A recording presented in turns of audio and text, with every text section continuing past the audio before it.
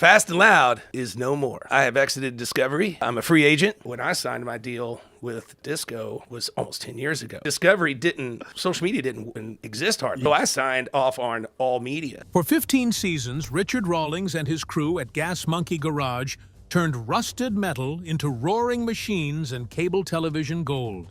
Then, without warning, Discovery Channel pulled the plug on one of their highest-rated automotive shows. Fans were left confused. The cast went silent, and rumors started flying faster than a souped-up Mustang. What really happened behind the scenes at Gas Monkey Garage? The truth involves million-dollar deals gone wrong, explosive personality clashes, and a business empire that grew too big for its own good.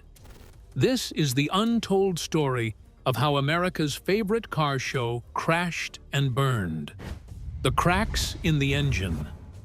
Everything looked perfect on camera. Gas Monkey Garage was flipping cars. Richard Rawlings was living his rock star mechanic lifestyle. He won it after buying a shirt from Dallas-based Gas Monkey Garage and entering into their sweepstakes. And the ratings kept climbing. But behind those garage doors, something was breaking down long before the final episode aired. And what was falling apart would eventually cost the show everything. Aaron Kaufman, the bearded mechanical genius who'd been with Richard since day one, started looking uncomfortable during shoots around 2016. His trademark enthusiasm was fading, replaced by forced smiles and tense exchanges with Richard. Production crew members later mentioned noticing the shift in energy between the two men who'd built Gas Monkey together. What started as creative differences over car builds slowly evolved into something more serious. A fundamental disagreement about what Gas Monkey Garage should become. The tension wasn't just about personality clashes or creative vision. It was about fundamental business philosophy. Aaron had joined Gas Monkey when it was still a small operation, back when every car mattered and quality was the primary concern. He'd built his reputation on doing things right, even if it took longer or cost more. His Instagram posts from that era showed genuine pride in craftsmanship, detailed shots of engine work and custom fabrication that demonstrated real skill. Richard, meanwhile, had caught the entrepreneurial bug hard. He saw Fast and Loud as a launching pad for something much bigger than a single garage in Dallas. Every successful episode was validation that his vision could scale beyond just building cars. He started networking with other business owners, appearing at entrepreneurial conferences, and talking openly about his ambitions to create a lifestyle empire. The garage was becoming a brand, and brands need to think about profit margins, efficiency, and growth metrics. These conflicting visions created daily friction that the cameras captured in small moments. Aaron would advocate for spending extra time on a build to get details perfect. Richard would push for finishing faster to meet deadlines and maximize profit margins. What viewers saw as entertaining banter about timelines was actually a real philosophical divide about what Gas Monkey Garage should represent. Aaron wanted to be known for building the best cars in America. Richard wanted to be known as a successful businessman who happened to start in the car industry. By 2017, Aaron announced his departure. While both men kept things professional in public, industry insiders knew this was more than just an amicable split. Aaron's exit interview comments, carefully worded to avoid burning bridges, still made it clear he was leaving because he no longer aligned with the company's direction. He talked about wanting to focus on projects that excited him personally, about building vehicles that pushed technical boundaries, rather than just making good television. The heart of Fast and Loud had just walked out the door, and the show would never quite recover that original magic. Fans immediately sensed the difference when season 13 premiered without Aaron. The dynamic had fundamentally changed, and no amount of editing could hide that loss. But Aaron's departure was just the first domino to fall. The real pressure crushing the show was happening somewhere else entirely. The impossible production schedule.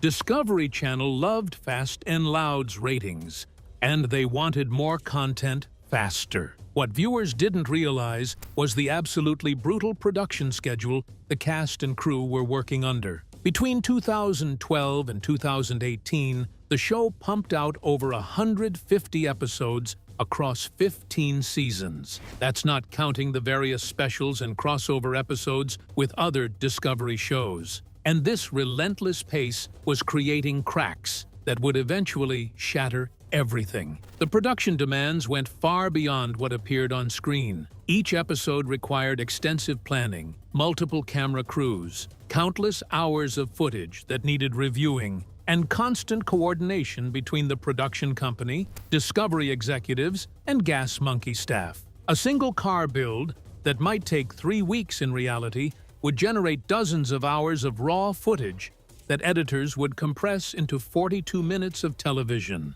This meant cameras were constantly rolling, capturing everything from mundane parts ordering to dramatic deadline crunches. Richard Rawlings was essentially working 3 full-time jobs simultaneously. He was running Gas Monkey Garage, managing his expanding business empire, and performing for cameras that followed his every move. The man barely slept, surviving on energy drinks and adrenaline. Former associates mentioned that Richard would sometimes work 20-hour days, catching a few hours of sleep before starting again. His social media posts from those years show someone constantly in motion, flying between business meetings, making appearances at car shows, and somehow still running the garage. His staff at the garage faced similar pressure, expected to complete complex builds on impossibly tight deadlines, while also dealing with the chaos that comes with television production. Imagine trying to diagnose a transmission problem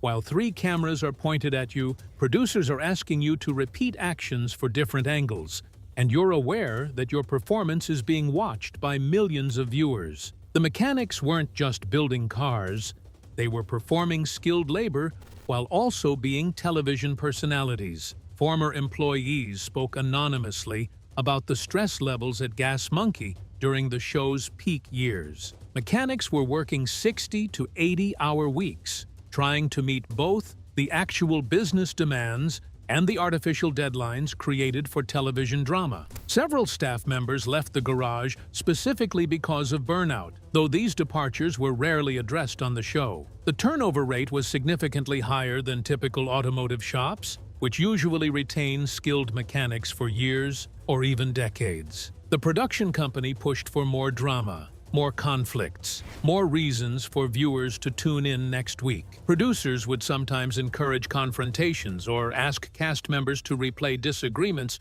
with more emotion. This is standard reality television practice, but it added another layer of artificiality to what was already a high-pressure environment. Mechanics found themselves not just doing their jobs, but also performing storylines that producers believed would boost ratings. But you can only manufacture so much tension before it stops feeling authentic. By the later seasons, even casual viewers could sense something felt off. The builds seemed rushed, the drama felt scripted, and the genuine camaraderie that made early episodes so watchable had been replaced by forced interactions designed to hit specific story beats. Online forums began filling with complaints about how the show had changed, with longtime fans pointing to specific moments that felt staged, or storylines that seemed manufactured purely for drama. Yet even as fans noticed the show losing its soul, Richard was busy building something that would ultimately compete with the show itself. The Gas Monkey empire expands.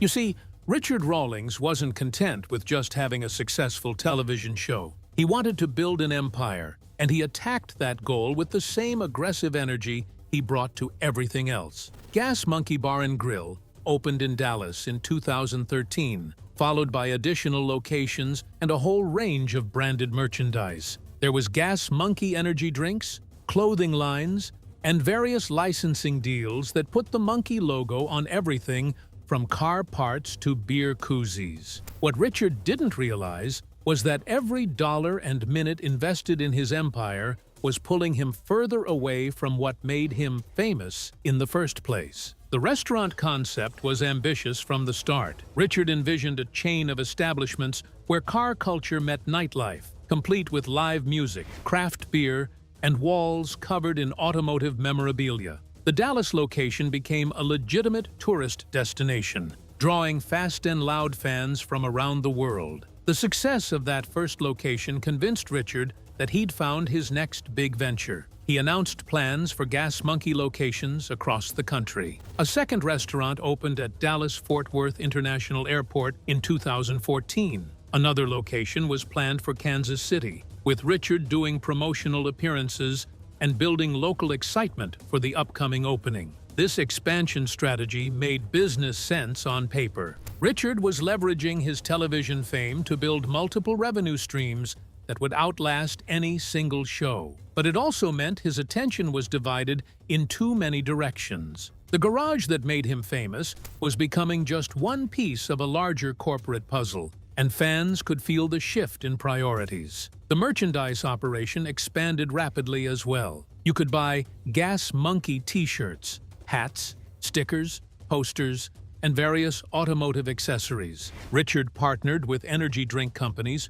to create branded products. There were licensing deals with companies producing everything from car care products to gaming accessories. Each deal made financial sense individually, but collectively, they represented a massive time commitment for someone also trying to run a garage and star in a television show. The television show that was supposed to be about building cool cars had become a promotional vehicle for Richard's various business ventures. Episodes increasingly featured plugs for the restaurant or whatever new product line was launching that month. Characters would casually mention grabbing food at Gas Monkey Bar and Grill, or shots would linger on branded merchandise in the background. What started as authentic content about car culture began feeling like one long commercial, and viewers noticed. Online forums filled with complaints about how the show had lost its way, becoming more about Richard's ego and business ambitions than the actual craft of restoration. Some of Richard's business ventures succeeded, others failed spectacularly. The proposed Gas Monkey restaurant location in Kansas City never materialized despite significant investment and promotional buildup. The costs of expansion proved higher than anticipated, and some markets didn't embrace the concept as enthusiastically as Dallas had. Various product lines came and went without making much impact, leaving warehouses full of unsold merchandise that represented sunk costs. The financial pressures of maintaining multiple businesses also created stress that affected the show. Richard needed Fast and Loud to succeed not just for the show itself, but because it drove traffic to his restaurants and products. Decisions about which cars to build or which storylines to pursue were increasingly influenced by what would benefit the broader Gas Monkey brand rather than what would make compelling content. But while Richard was fighting to keep his empire afloat, Discovery Channel was making calculations of their own. And those calculations didn't look good for Fast and Discovery's changing priorities. The television landscape was shifting rapidly during Fast and Loud's run, and Discovery Channel was trying to adapt to changing viewer habits. Streaming services were pulling audiences away from traditional cable, and the network needed to rethink its entire programming strategy. Shows that once delivered reliable ratings were suddenly underperforming as younger viewers cut their cable subscriptions entirely. And in the boardrooms where these decisions get made, Fast and Loud was becoming a problem. The numbers told a stark story. Cable television viewership was declining across all demographics, but the drop was particularly dramatic among viewers aged 18 to 34. This was exactly the audience that advertisers paid premium rates to reach, and their disappearance threatened the entire economic model that supported cable networks. Discovery watched as millions of subscribers canceled their cable packages, choosing instead to pay for Netflix, Hulu, and other streaming services that offered on-demand content without commercials. Discovery's solution was to invest heavily in specific franchises they believed could survive the streaming transition. They poured resources into shows like Gold Rush, Deadliest Catch, and various survival programs. These shows had proven track records, dedicated fan bases, and formats that executives believed could transition to streaming platforms. Discovery was essentially picking winners and losers within their own programming lineup. deciding which shows would receive continued investment and which would be allowed to wind down. Fast and Loud was caught in this corporate reshuffling, and the network's enthusiasm for the show began cooling around 2017. The show was profitable and delivered decent ratings, but it wasn't among Discovery's chosen franchises for the future. Executives began viewing Fast and Loud as a legacy program that had served its purpose rather than a cornerstone of their future strategy. Behind the scenes, negotiations between Richard Rawlings' team Single thing on it works except for the horn. We didn't need it because we were doing like really fast and everybody's getting out of the way. We're out the window. Woo! and Discovery executives were getting complicated. Richard wanted more money and more creative control, arguing that the show's success entitled him to better terms. His representatives pushed for higher per-episode fees, better profit participation, and more say over creative decisions like editing and storyline development. Discovery wanted to reduce costs and maintain tighter oversight of their productions. The network was under pressure from corporate leadership to improve profit margins while also investing in new programming. Giving Richard everything he wanted would set expensive precedents for other shows and personalities. These aren't unusual tensions in television production, but they came at a time when both sides had less patience for compromise. The network had other shows to focus on, and Richard had other business interests that didn't require Discovery's involvement. Production budgets got tighter, which meant less money for builds and smaller crews. The show that once had resources to tackle ambitious projects like building a vintage Ferrari or restoring a rare muscle car was now being asked to focus on more common vehicles that cost less to acquire and restore. This financial pressure showed up on screen in subtle ways. Builds became simpler, the cars featured were less exotic, and the overall production value declined compared to earlier seasons. Viewers who'd been watching since the beginning could see the difference, even if they couldn't articulate exactly what had changed. But the final nail in the coffin wasn't just about money or ratings, it was about something much more personal. The real reason the show ended. Here's what actually killed Fast and Loud. And it wasn't any single dramatic moment or explosive conflict. The show ended because everyone involved realized they'd gone as far as they could go together, and continuing would only damage what they'd built. But the deeper truth is darker than anyone wants to admit. By 2018, Richard Rawlings was exhausted from juggling too many responsibilities. The magic that made early episodes work had disappeared when Aaron left, and attempts to recapture that chemistry with other mechanics never quite clicked. Various cast members were brought in to fill the void Aaron left, but none of them had the same natural rapport with Richard that made the original dynamic work. Viewers consistently compared everyone to Aaron and found them lacking. Richard had also achieved his goal of building a business empire beyond the show. He no longer needed Fast and Loud the way he did in 2012 when it launched his career. The show had served its purpose, transforming him from a successful garage owner into a nationally recognized entrepreneur with multiple revenue streams. His restaurants were established, his merchandise was selling, and his personal brand was strong enough that he could maintain relevance without weekly television appearances. The show had become an obligation rather than a passion project. Discovery Channel was dealing with their own strategic challenges. They'd committed to focusing on specific franchises, and Fast and Loud wasn't among their chosen priorities. The show's ratings had declined from their peak, and more importantly, the demographic watching Fast and Loud skewed older, which worried executives trying to attract younger streaming audiences. The financial analysis was brutal. Fast and Loud cost approximately $150,000 to $200,000 per episode to produce, factoring in crew salaries, equipment, insurance, and the cost of cars and parts. The show generated revenue through advertising and international distribution deals, but those numbers were declining as viewership fell. When Discovery executives ran the projections, they concluded that continuing Fast and Loud meant opportunity costs, money that could be invested in new programming with better long-term prospects.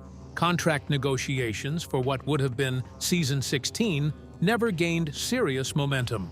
Both sides went through the motions, but neither Richard nor Discovery showed much enthusiasm for continuing. Richard's team asked for terms the network wasn't willing to meet. Discovery offered conditions Richard found unacceptable. Rather than drag out a messy public battle, everyone agreed to end things professionally.